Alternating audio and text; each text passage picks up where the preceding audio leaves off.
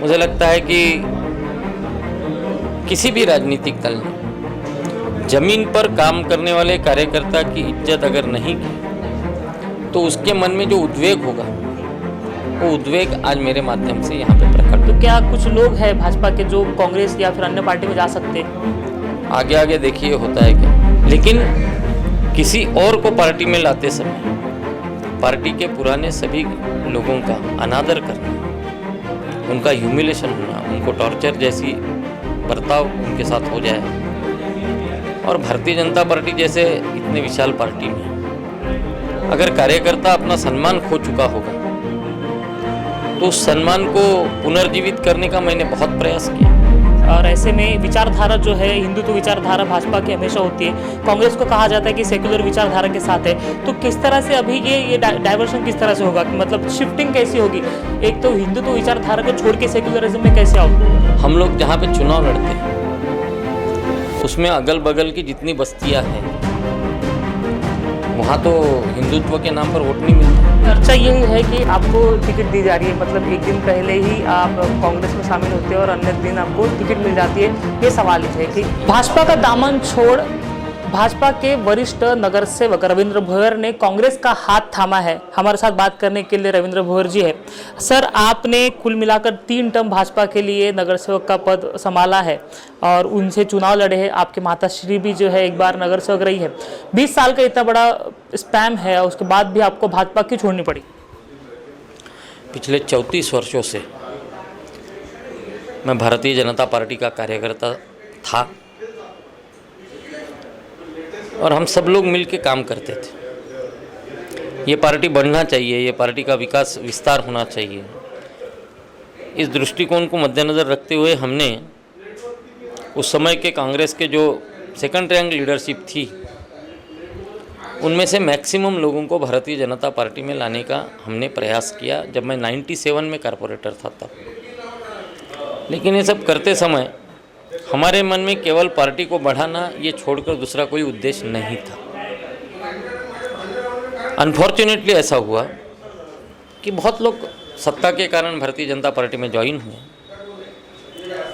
और हमारा विरोध कभी उन लोगों को पद देने में, उनको एमएलसी बनाने में या उनको मंत्री बनाने में उनका विरोध हमने कभी नहीं किया। उनका विलिंगली स्वागत किया कि भारतीय जनता पार्टी का ये एसेट है।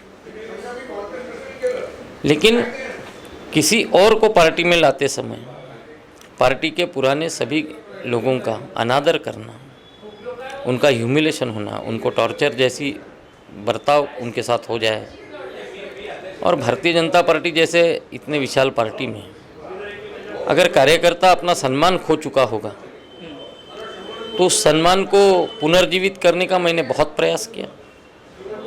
मैंने काफ़ी नेताओं से इस विषय में चर्चा की कि ये एक दिन हमको महंगा गिरेगा, लेकिन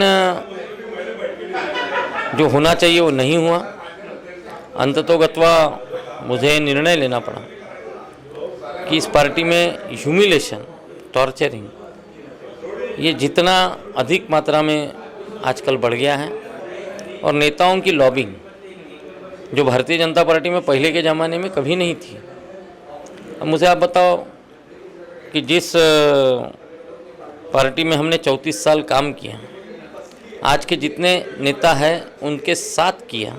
1987 में मैंने गडकरी जी युवा मोर्चा के नागपुर के अध्यक्ष थे, उनके कार्यकारिणी में मैं उस समय रहा, लेकिन उनके साथ कंधे से कंधा लगाकर काम किया। बहुत ईमानदारी से पार्टी को हमने बढ़ाया। मैं इस शहर में कार्यकारी महापौर भी रहा, मैं इस शहर में एनआईटी का ट्रस्टी भी रहा, भारतीय जनता पार्टी का महामंत्री रहा, लेकिन फेस लॉ, चेहरे देखकर काम करना, ये इस पार्टी में हमने कभी देखा नहीं। मुझे लगता है कि किसी भी राजनीतिक दल ने जमीन पर काम करने वाले कार्यकर्ता की इज्जत अगर नहीं की तो उसके मन में जो उद्वेग होगा वो उद्वेग आज मेरे माध्यम से यहाँ पे प्रकट हुआ। जी, आपने कहा कि ह्यूमिलेशन है और टॉर्चर हो रहा है। मैं जानना चाहूँगा कि किस तरह से ह्यूमिलेशन होता है, टॉर्चर किस तरह से होता है? मैंने जिस पार्टी में 34 वर्ष तक काम किया, जिन नेताओं के कंधे से कंधा मिलाकर काम किया, उनके ऊपर मैं किसी आरोप के बिना मैं केवल इतना ही उनको संदेश देना चाहता हूँ कि मैं अकेला नहीं, ऐसे अनेक लोग हैं जो दुर्लक्षित पड़े हैं, जिनकी क्षमता है लेकिन उनको काम नहीं है, जिनकी क्षमता नहीं है उनको काम है।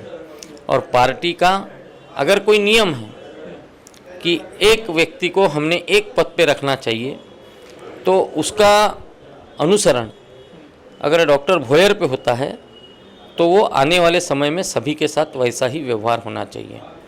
डॉक्टर भोयर के साथ एक व्यवहार, किसी और के साथ दूसरा व्यवहार, ये फेस लॉ नहीं चलेगा। अगर सबके साथ जस्टिस विथ ऑल, सबके साथ न्याय करो, न्यायपूर्ण भूमिका में जब तक नेता लोग चलेंगे तब तक कोई प्रॉब्लम नहीं जाता। लेकिन अन्यायपूर्ण बात अगर कहीं होती है तो उसका जवाब दिया जाएगा। रविंद्र भोयर अकेले निकले या फिर भाजपा के और नगर सेवकों को लेकर कांग्रेस में शामिल हो सकते हैं इन फ्यूचर? आज मैंने अकेले ने ये पार्टी को छोड़ा है। मैं मेरे जीवन में पहली बार देवड़िया भवन की कांग्रेस की सीढ़ियों को चढ़ा हूँ। आज तक मैंने देवड़िया भवन के अंदर कभी प्रवेश नहीं किया था, आज जो पहली बार मैंने किया। मुझे लगता है कि इस घटनाक्रम के बाद अभी क्या क्या होता है ये आप भी देखेंगे, हम भी देखेंगे। 34 साल आपने सक्रिय राजनीति की है भाजपा में, और ऐसे में विचारधारा जो है हिंदुत्व विचारधारा भाजपा की हमेशा होती है। कांग्रेस को कहा जाता है कि सेक्युलर विचारधारा के साथ है, तो किस तरह से अभी ये डाइवर्शन किस तरह से होगा, कि मतलब शिफ्टिंग कैसी होगी? एक तो हिंदुत्व विचारधारा को छोड़ के सेक्युलरिज्म में कैसे आओगे? देखो, हिंदुत्व और सेकुलरिज्म,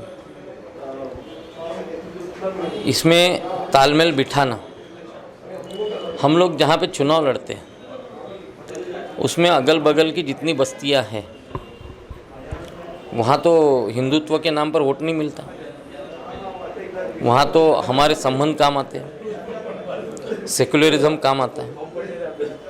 मैंने जैसा कहा कि सभी समाज के साथ समान न्याय करके, समान न्याय के धोरण के साथ अगर हम चलते हैं तो निश्चित रूप से राजनीति में उसको फायदा होगा। आपने कांग्रेस ही क्यों चुनी, बाकी पार्टी क्यों नहीं चुनी? शिवसेना हो सकता था, राष्ट्रवादी हो सकता था, अन्य पार्टी हो सकती थी, कांग्रेस ही क्यों चुनी?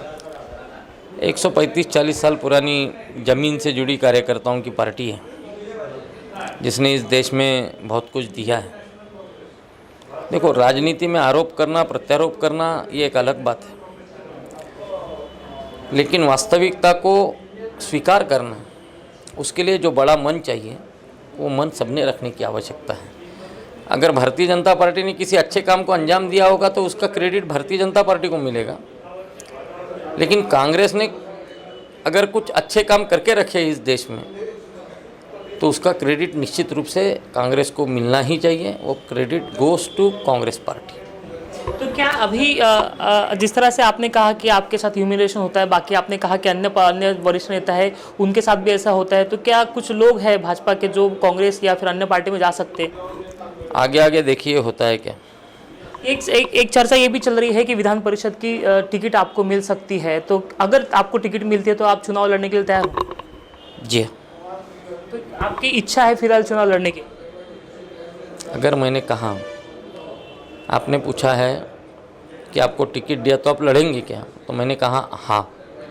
आप फिर पूछ रहे हैं कि आपकी इच्छा है क्या, इसका कोई जवाब मेरे पास नहीं है। चर्चा यही है कि आपको टिकट दी जा रही है, मतलब एक दिन पहले ही आप कांग्रेस में शामिल होते हैं और अन्य दिन आपको टिकट मिल जाती है। ये सवाल है कि एक नहीं, ऐसे राजनीति में अनेक उदाहरण हैं। तो ये मान लें कि आपको टिकट मिल रही है इस बार, शाम तक पता चल जाएगा। तो ये तो थे रविंद्र भोयर जी, जिन्होंने भाजपा का दामन छोड़कर कांग्रेस का हाथ थामा है, और विधान परिषद चुनाव जो है वो 10 दिसंबर को होने वाले, उनके लिए भी ये उम्मीदवार हो सकते हैं, ऐसा उन्होंने कहा है। आज शाम तक का समय है, उसके बाद साफ हो जाएगा कि कांग्रेस की तरफ से कौन विधान परिषद के लिए चुनाव लड़ने वाला है। कैमरा पर्सन सातपुते के साथ अमित वांद्रे, महाराष्ट्र 24 नागपुर।